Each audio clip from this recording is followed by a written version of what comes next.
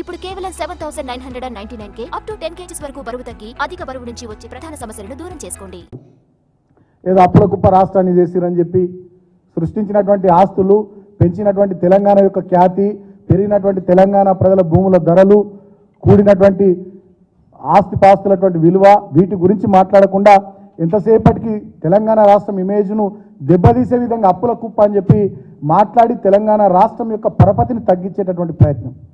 మీ చేతకాని తనాన్ని, మీ అసమర్థతను, మీకు లేనటువంటి పరిపాలన అనుభవాన్ని కప్పిపుచ్చుకోవడానికి మా మీద చేస్తున్నటువంటి ఎదురుదాడి ఇవన్నీ ప్రజలు గమనిస్తూ ఉన్నారు. ఇవాళ మీరు అంటా ఉన్నారు, అడ్డగోలు మాటలు మాట్లాడుతూ ఉన్నారు, ఎట్లా పడితే అట్లా మాట్లాడుతూ ఉన్నారు.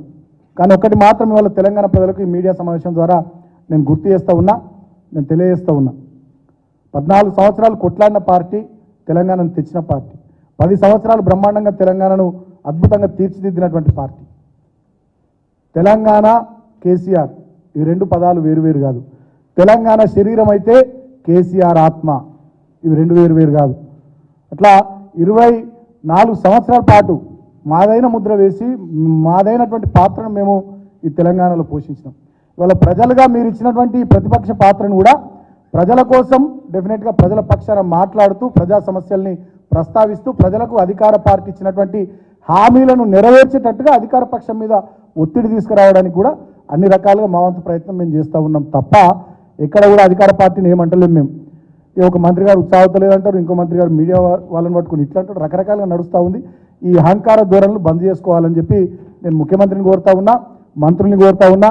నేను మొన్న కూడా నిన్నాకమొన్న ఇదే సమావేశంలో నేను అడిగితే ఒక ఎమ్మెల్యే నన్ను పట్టుకొని ఒక టీవీ ఛానల్ డిస్కషన్లో ఆయనకు సిగ్గు లేదా సుమన్కు అన్నాడు.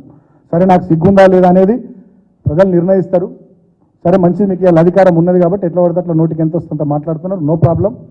కానీ నేను మళ్ళీ ప్రజల తరపున అడుగుతా ఉన్నా ఈ మీడియా సమావేశం ద్వారా, రైతు బంధు డబ్బుల కోసం 7,700 కోట్ల రూపాయలు రాష్ట్ర ప్రభుత్వం ఖజానాలో ఉంచింది మేము దిగిపోయేటప్పుడు.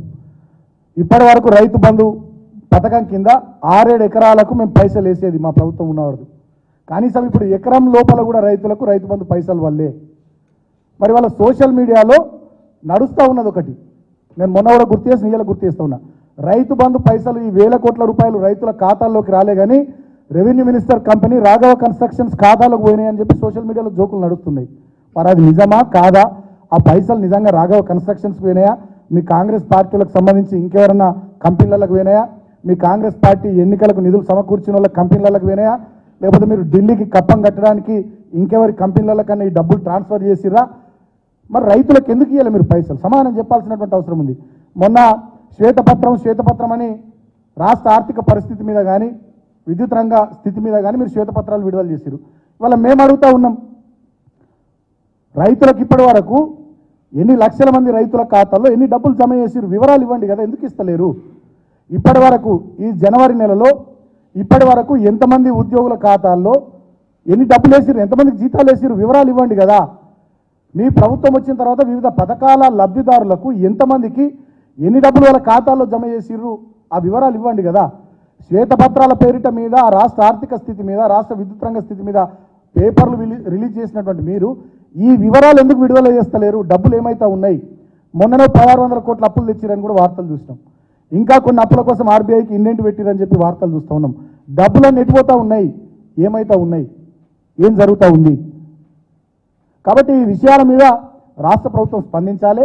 ప్రజల ఆశగా ఎదురు చూస్తూ ఉన్నారు. మొన్న కూడా మేము డిమాండ్ చేస్తున్నాం, మళ్ళీ డిమాండ్ చేస్తూ ఉన్నాం. గత ప్రభుత్వ పథకాల కార్యక్రమాలు ప్రొసీడింగ్ ఇచ్చినటువంటి వాటిని రద్దు చేయడం కూడా దుర్మార్గం. అది దళిత బంధు అయినా, అది గృహలక్ష్మి అయినా, 2వ విడత గొర్రెల పంపిణీ యూనిట్లైనా పాపం వాళ్ళు డీడీలు కట్టుకున్నారు మా యాదవ్ సోదరులు, వాళ్ళే రద్దు చేస్తున్నారు.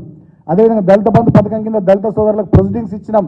నియోజకవర్గానికి 1100 చొప్పున కొన్ని నియోజకవర్గాలు ఇచ్చినాం. వాటిని బ్యాంకు ఖాతాల్లో 10 లక్షల చొప్పున పడ్డాయి. వాటిని ఫ్రీజ్ చేసినట్టు తెలుస్తూ ఉంది.